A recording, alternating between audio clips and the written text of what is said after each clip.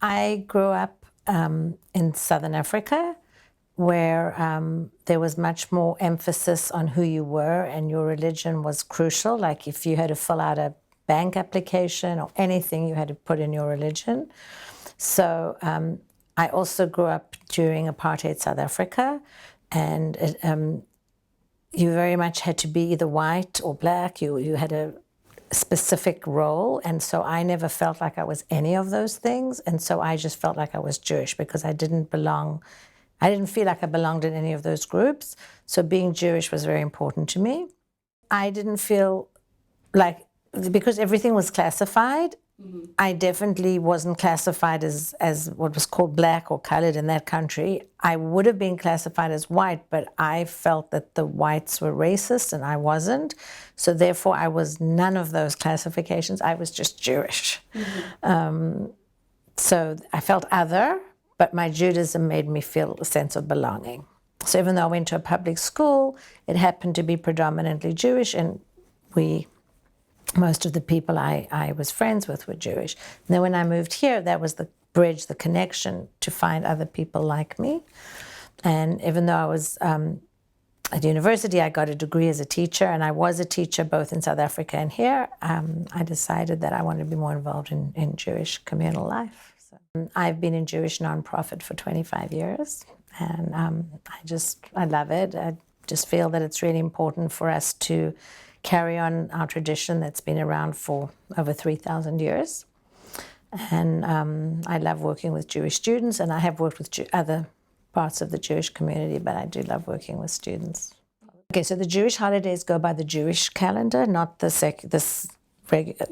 Gregorian calendar. So you never know when it's going to fall. Sometimes it falls in the holidays, in the school holidays. So Passover is a very fascinating holiday.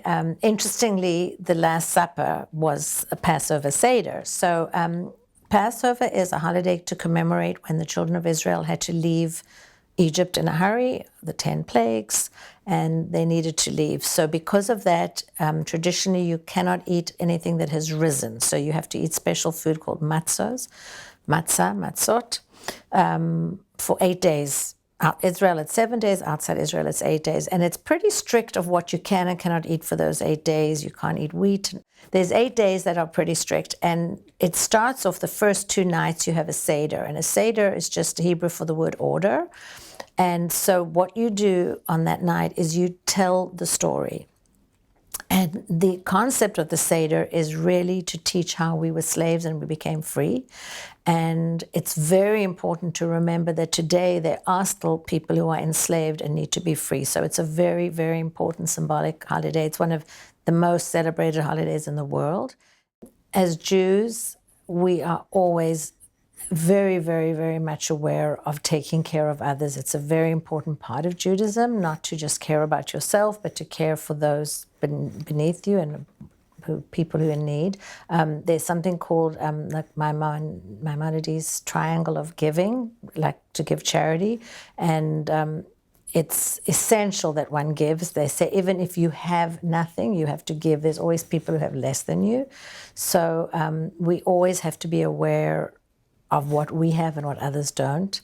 And we just were in a holiday called Sukkot, where it's kind of based on when the children of Israel were wandering through the desert, and we were in little huts. So Sukkah means a hut, Sukkot means huts. And during that holiday, for 8 days, you have all your meals in this hut, in the Sukkah. And it's a time where you need to remember the fragility of life, that we might have a beautiful house one day. You don't know what the future will be. Right this week we have fires going on. People are losing their homes. So homelessness encompasses all types. Some people don't have homes at all. Some people are losing homes in fires. So this particular holiday, we are very aware of how privileged anyone is to have a roof over your head. As Jews, we need to do projects that help others. Tikkun olam is a Jewish expression which means to repair the world, and that's one of the mitzvahs, one of the commandments. We call them mitzvahs. The commandments we have is to repair the world, to make sure that tikkun is repair, olam is the world, to make sure that we are making the world a better place. So we are very tuned into people in need.